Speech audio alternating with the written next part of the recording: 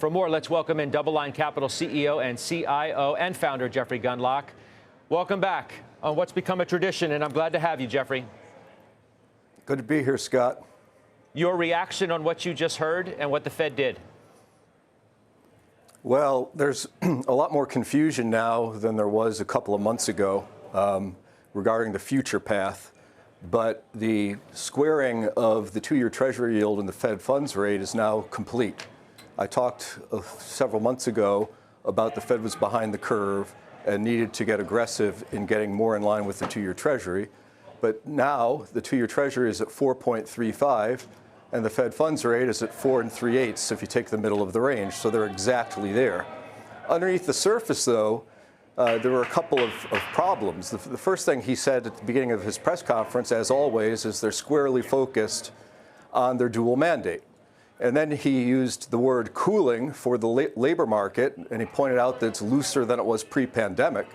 So that seems to be not trending quite the way they might want. And at the same time, he said uncertainty regarding inflation is clearly higher. In fact, I think he let something slip on an ad lib, and I think he said, let's see, he said the forecast from a few months ago on inflation seems to have fallen apart, I think are the words that he used. So what we have now is a neutral rate versus the two-year Treasury, yet the dual mandate that they're squarely focused on is not exactly trending in the perfect direction. The inflation data points have not improved since the September meeting. We follow about 30 different inflation primary inputs, and the number that are showing accelerating inflation in the several quarters ahead have increased since September. Also, what's very interesting about what's happened over what's been really a very aggressive cutting cycle. I mean, they've cut 100 basis points in 3 months, so that's a 400 basis point annual rate. And if you go back over all these Fed hiking cycles or cutting cycles, Fed cutting cycles going back to 1984, so going back 40 years, this is the first time that after the first cut in the Fed funds rate that interest rates have gone up and not down. The 10-year Treasury yield is up by 80 basis points from September 18th, and usually the yield falls on the 10-year Treasury once you go into a Fed hiking cycle. So the takeaway that I got from that press conference was there's not going to be an aggressive cutting cycle as a base case in 2025. Obviously, the market went from 4 implied Fed rate cuts in 2025 to now the Fed's down at 2, and the market is pretty much in sync with that. So much slower rate cuts, and of course, risky assets and a very highly valued stock market doesn't like the idea that rate cuts are less likely. On sort of both sides of the mandate are in tension with the path that was so comfortably in place per the press conferences in the mid part of this year. That's the confidence just isn't where it used to be. So I think the Fed is now extraordinarily data dependent as we enter 2025. I know they're always data dependent, but at this juncture, it's critical that we watch that unemployment rate, which Fed Powell said that job creation is not high enough to keep the unemployment rate steady. So the base case is that rate's going in the up, which is not the direction they want. And at the same time, some inflationary primary inputs are suggesting that we're not going to get to 2%. I thought the last question that was asked in the press conference was a perfect ending. Kind of, is it good enough to be at 2.5% inflation? Do we have to give up on 2% inflation? You know, is where we are the best we're going to get? And my takeaway from that press conference is the short answer to that is yes. I think that we're not likely to get to 2% inflation in 2025, and the Fed says so themselves. In fact, we'll probably start having inflationary pressures towards the middle of 2025, and the headline CPI rate will probably not be below 2.5% when the inflation rate starts heading up towards 3%. Now, obviously, all these things can change. We don't have great visibility on the second half of 2025, but unless the price of energy falls, which is possible with drill, drill, drill being the rhetoric of the incoming Trump administration, we'll see. But oil prices have been remarkably stable, and that's the real wild card is if they would go up for whatever reason, we would start to see significant inflation risk, and there'd be no Fed cuts in 2025 if that's the case. Do you believe the projection of 2 cuts next year? How many cuts do you actually think they'll be able to do if you think that inflation is going to be even stickier than they may think? And they clearly think, as Powell said himself, quote, we see the risks as higher. He called it, as I suggested out of the news conference, he called it the single most important thing that moved the needle today, the fact that their own inflation projections are higher than they were before. Yeah, I think looking forward for 2025, I would say that 2 rate cuts would probably be I would say that's kind of on the maximum side right now, because I didn't hear anything really from that press conference that suggested that we're looking at rate cuts. I think you opened up by saying you might interpret what was said as there's a pause coming. I would say that that's absolutely the case. That I would say the odds of a cut in the January meeting are quite low at this point. And I think that speaks to the fact that they need a few months of data to try to figure out where their footing is right now relative to that dual mandate that they've been, every news conference starts out with, we're squarely focused on it. And they're not there. And it's moving in the wrong direction, I think, on both ends. So I would think that 2 rate cuts would be the maximum in 2025, surveying the landscape as best we can from here, middle of December of 2024. Their estimates have obviously been off in terms of where they thought the neutral rate was. Chair Powell saying today, quote, we are significantly closer to neutral now, obviously implying that they're close to being done because the neutral rate is much higher than they once thought it would be. Yeah, I take a lot of incoming, unfriendly fire for my constant comment that the 2-year Treasury is really the guidepost for the Fed. But I deeply believe it, and I can prove it if anyone wants to spend 15 minutes going through some charts with me. It's been proven once again. They are basically neutral relative to the Treasury bond market pricing, the 2-year Treasury, and he acknowledged that the neutral rate is higher.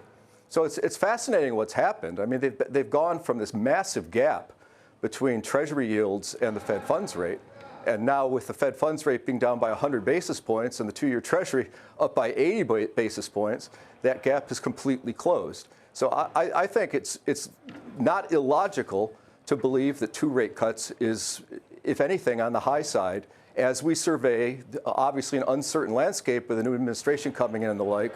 But I think 2 rate cuts is now sort of a maximum for the year, which is why we need to reprice some of the, the PE ratios and the stuff that have been hoping for more than a rate cut or 2 in 2025.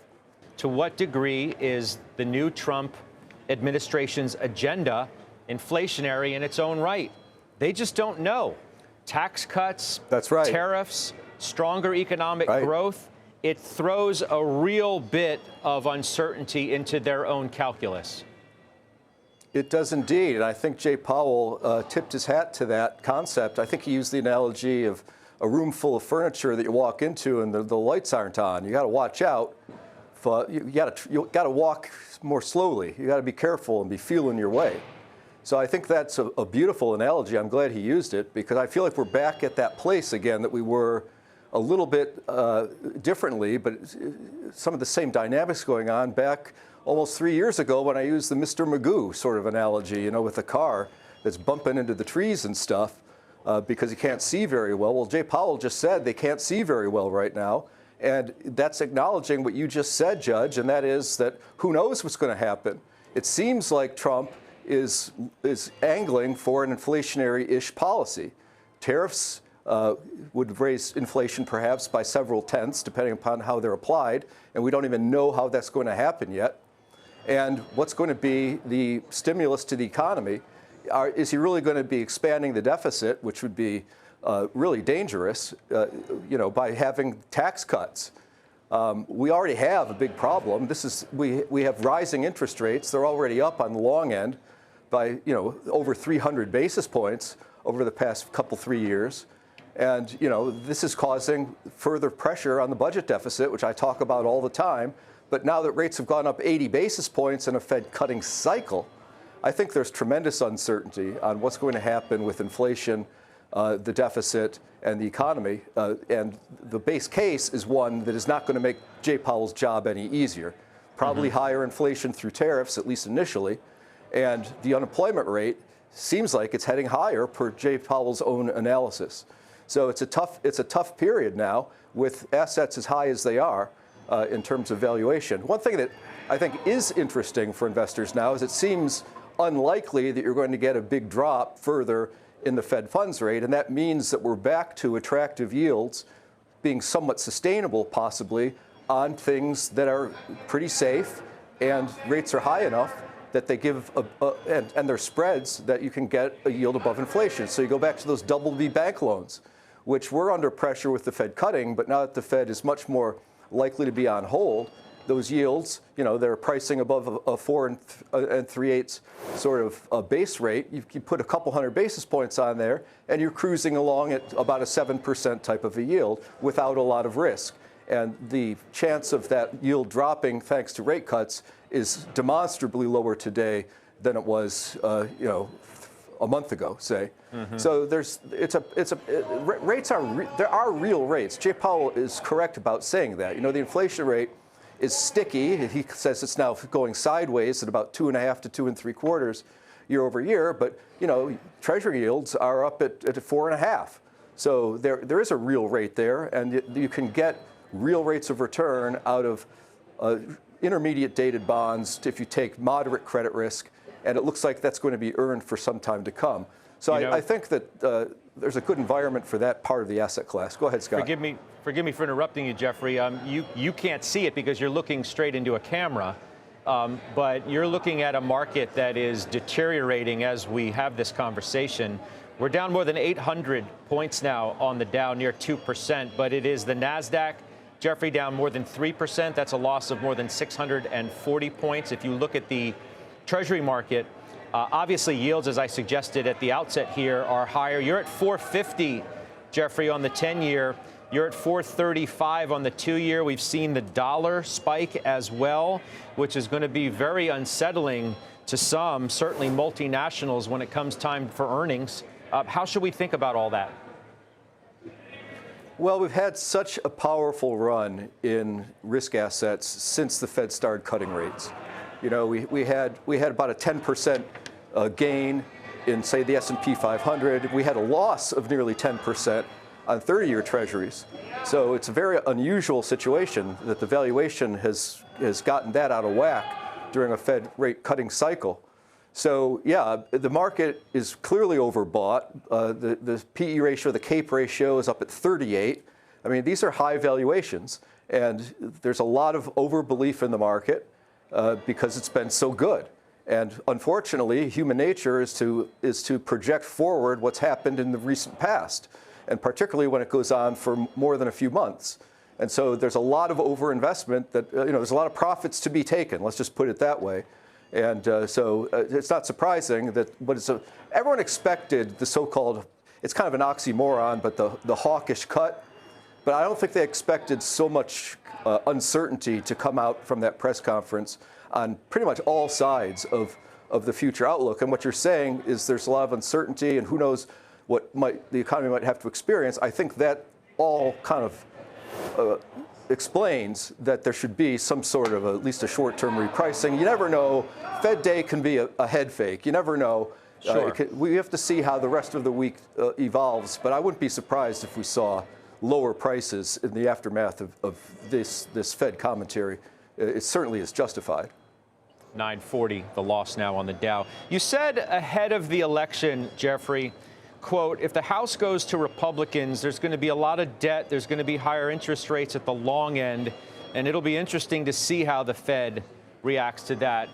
We sort of alluded to this already, but I want you to go deeper on that because we obviously had the red wave in the election, and now we're trying to figure out where we're going to go from here and how the Fed is going to react to it. You wrote a guest essay in The Economist recently as well, where you talk once again about your worry about the ever-growing deficit. they, being the administration incoming, think that they can grow their way out of this problem. Do you disagree with that?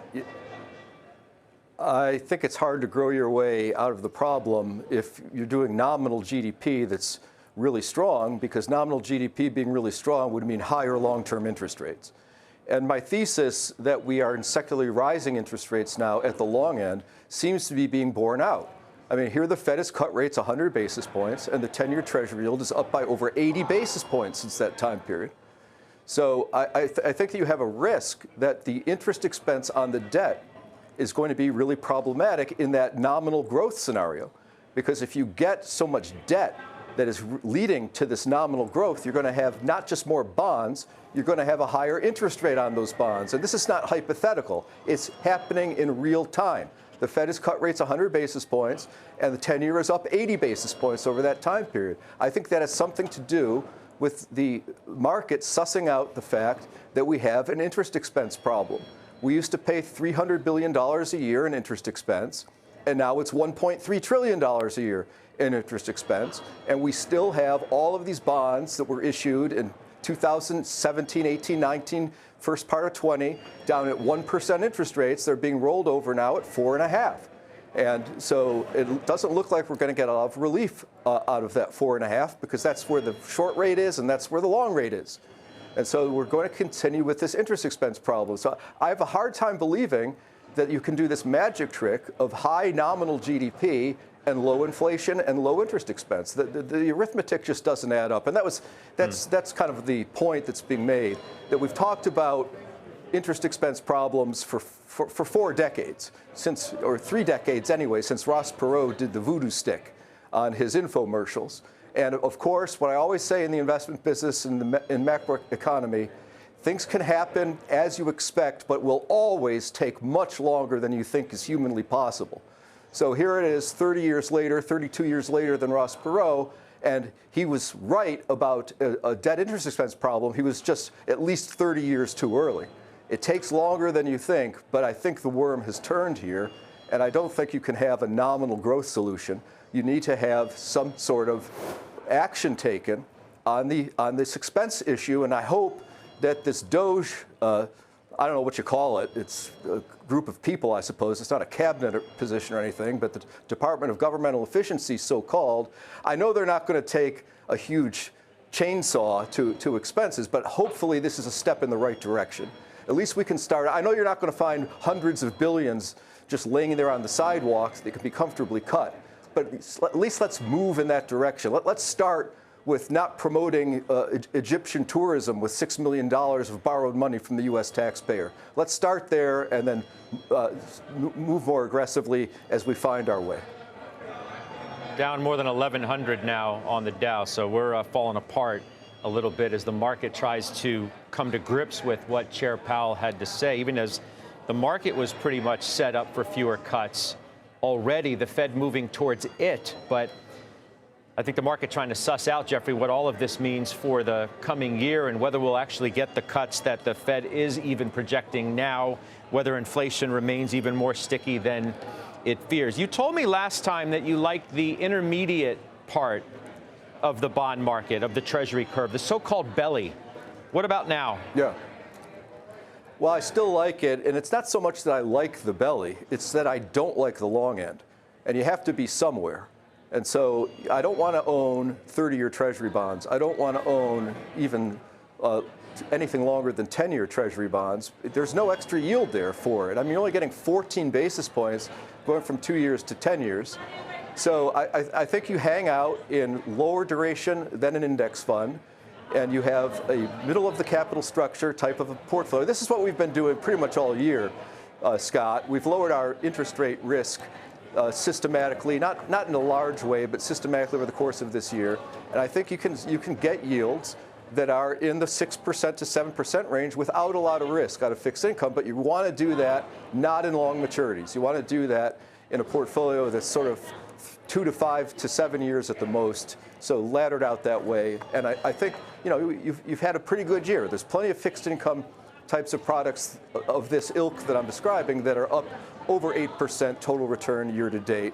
which is very substantially higher than an index fund. And I still think that that's the playbook as we turn the year, although I do note that it's very interesting how often the market changes direction right at year end as people reposition for the new year.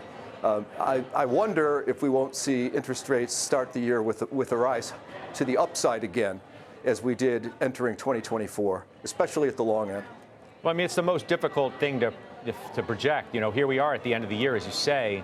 No one wants to sell a lot of things, although they are obviously today. You have tax considerations to make. But when you turn a calendar into a new year, there could obviously be some selling related to that. Let me ask you about Bitcoin, because we haven't talked about that in a while. And you've watched it like we all have. Country seems captivated by this move that we've seen since the election. What are your thoughts? Yeah, I think of Bitcoin as owning gold on substantial leverage, maybe even as much as 20x leverage. And gold has moved up a lot, and Bitcoin obviously has moved up a lot more, particularly in the aftermath of the election. I believe that both gold and Bitcoin have been, their strength has been a harbinger of skepticism regarding the fiscal path that developed countries are on. And I think that has probably been relaxed a little bit today, perhaps, but I think that the positioning in gold and Bitcoin will probably continue to increase. I view that people are viewing them as more asset allocations than speculations as we look into an uncertain future regarding the economy, the Fed, the pace of inflation, unemployment, all of this stuff, and the need for fiscal rectitude starting to become more clearly in focus, which I think will happen. So I continue to hold gold. It's quite high. It's not going to like this rise in the dollar. It's not going to like the fact that the Fed is less likely to cut rates. So in the short term, I think we'll probably see sideways movements in both Bitcoin and gold. Do you own any Bitcoin at the current time? No, I've never owned Bitcoin. It's just not for me. I just can't stand investments that are that unanalyzable and that illiquid and that high risk, high volatility. It's really the volatility that I'm allergic to in Bitcoin. So I don't think I'll ever own Bitcoin until such time as we have a total regime change and we would actually have a cryptocurrency or a digital dollar, if you will. I think we're ways away from that. But if we ever get there, then it's going to be sort of forced to play by the rules of the game. I always like to get your thoughts as well. Let's do this lastly on what the best looking portfolio should be right now. You have not, often suggested 60-40. You've suggested the breakdown should be smaller in different areas. So given what we know today, the kind of year we've had in stocks, where you think we're going in terms of yields, what you said about the dollar and gold and Bitcoin, what do you think the right portfolio breakdown looks like right now? I think now you should be increasing cash because the yield on cash appears not to be going away. So it looked like there was a chance, that we would have a shrinkage in the cash yield, but that's not likely to happen based upon today's press conference. I would actually hold about 30% in cash right now because you're not giving up much yield versus other assets that have volatility and risk. I like that bond portfolio that I described, obviously, because that's how I'm managing my money and my clients' money, and I would have half of my money in that and about 30% in cash, waiting for the volatility to give you better entry points into riskier assets. And then 20% I would own in basically at this point, I would own U.S. stocks at this point. It's not a very high allocation, but I think that U.S. stocks continues to be supported by the strong dollar, which should maintain for some time now that the interest rate differential is likely to stay in the dollar's favor as we move into 2025. Jeffrey, we're going to leave it there. I so much appreciate this past year visiting with you every Fed day. I know our viewers do. I certainly feel smarter after talking to you after one of these decisions and that news conference, and I look forward to a new year of doing this. Happy and healthy 25 to you. Same to you, Judge, and good luck, everybody. Happy, healthy holidays, and let's have a great 2025.